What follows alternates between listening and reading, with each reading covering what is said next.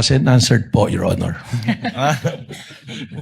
The presiding officer would like to remind the witness to kindly avoid making a ruling for and behalf of the presiding officer. But you're at liberty to disclose who searched for that Las Calles document. Ito nga po, yung pong dokumento, we got hold of it.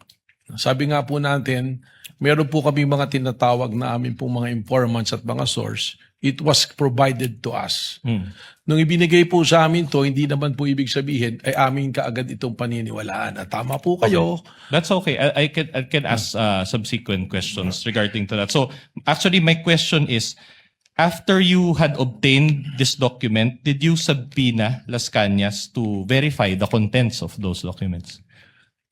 Hindi po, sapagkat he is nowhere to be found. That's enough. So without verification, you decided to believe the contents of the document that you obtained? Again, ibabalik ko po ron sa 5 nating factors. Isinama lamang namin po ito, isa dun sa mga factors na sinasabi po natin, yung pattern of violence na tinatawag. At doon po, doon sa paragraph 270, sinasabi nga po na may kinalaman sa extrajudicial killing si dating Mayor Sara Duterte at in fact, sabi pa nga niya, huwag nyo nang barilin, kidnapin nyo na lang. Pero bago po kami dumating doon sa punto na gamitin yun, tingnan na po namin yan. Alright. Sorry to interrupt you. So the short answer to my question is yes. Pakiulit po yung tanong ninyo. The question is, did you decide to believe the contents of the document without verifying it with Las Cañas? Yun nga po yung sagot po. Hindi Yes. kaagad. Kaya po ikinikwento ko nga kung paano po namin nagamit yun. Alright. So hindi po kaagad namin pinaniwalaan. Okay. Your Honor, may I just manifest that the defense is actually misleading already the witness. He kept on raising the question, did you believe right away? When as a matter of fact, the witness is explaining. Your Honor, I never meant sorry. Counsel, with all due kindly respect. let the lead prosecutor finish. The witness has been saying that he did a lot of things after receiving the affidavit of Las Cañas, to the extent of going over the 5 factors that he testified to yesterday. But after that first question, so that means yes. The defense said yes. To his question, did you believe to that right away, to that affidavit? The position of the witness, Your Honor, is no.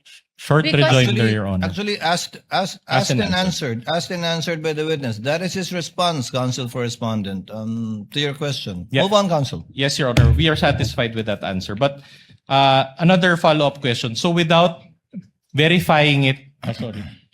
That's misleading, Your Honor. Allow him to finish the question, counsel. just on What the is the point- pleasure of Senator Judge Yes. Cayetano? Just on your ruling, may be clarified because the question was, pinaniniwalaan mo ba? Ang sagot niya, hindi ka agad. So counsel was asking for yes or no. I just want to be clarified.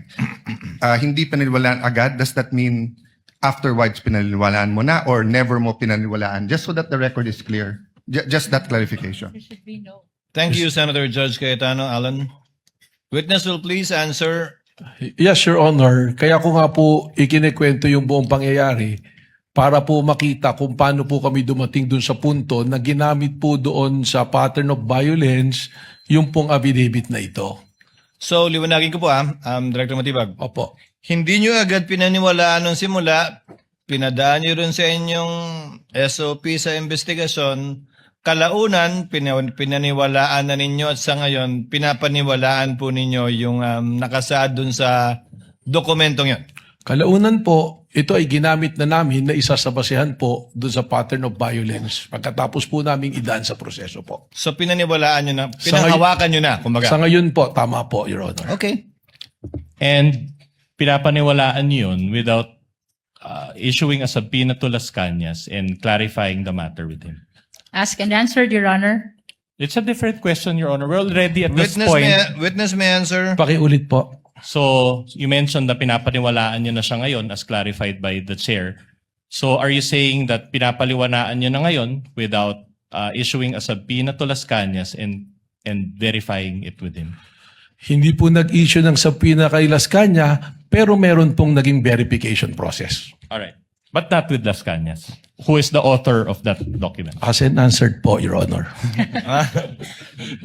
The presiding officer would like to remind the witness to kindly avoid making a ruling for and behalf of the presiding officer. Pasensya na po, Your Honor. But the gentleman would have been correct. The presiding officer would have said the same thing. Thank you for saving me the trouble.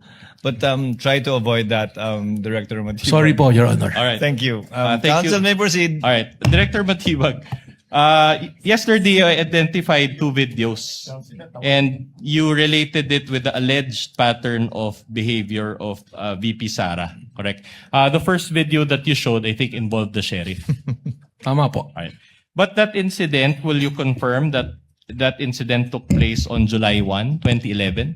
Yes, long time ago po. So around 15 years ago. Tama po. And did you still find it relevant to use that video?